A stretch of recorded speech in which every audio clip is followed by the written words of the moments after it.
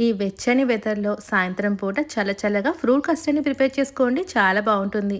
1/2 litre దాకా చిక్కటి పాలని బాండీలోకి వేసుకొని, ఒక పావు కప్పు దాకా కస్టర్డ్ పౌడర్‌ని ఒక మిక్సింగ్ బౌల్‌లోకి వేసుకొని, టీ గ్లాస్‌నన్ని పాలు తీసుకొని, ఈ కస్టర్డ్ పౌడర్‌లోకి వేసుకొని, పిండి ముద్దలు లేకుండా మిక్స్ చేసేసుకొని, పాల మిశ్రమంలోకి వేసేసుకోండి. దీన్నంతా ఇలా మిక్స్ చేసేసుకొని, అరకప్పు దాకా పంచదార కూడా వేసేసుకొని, మనం థిక్ కన్సిస్టెన్సీ వచ్చే వరకు బాగా కలుపుకుంటూ ఉండాలండి. ఇప్పుడు మనం స్టవ్ అనేది ఆఫ్ చేసేసుకొని, పూర్తిగా చల్లారేంత వరకు పక్కన పెట్టుకోండి. ఈ ఫ్రూట్ కస్టర్డ్ కోసం మెయిన్‌గా ఫ్రూట్స్ కావాలి. సన్నగా చాప్ చేసి పెట్టుకోండి. చియా సీడ్స్‌ని కూడా ఉంటే తీసుకోండి. హెల్త్‌కి ఎంతో మంచిది కదా! చియా సీడ్స్ మాత్రం 6 గంటల ముందు నానబెట్టుకుంటే చియా సీడ్స్ బావుంటాయి.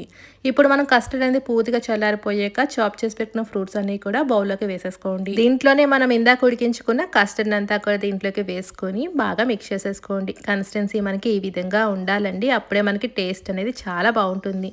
దీన్ని ఒక గంట పాటు ఫ్రిడ్జ్‌లో పెట్టేసేసుకొని చల్లగా సర్వ్ చేసుకోవడమే.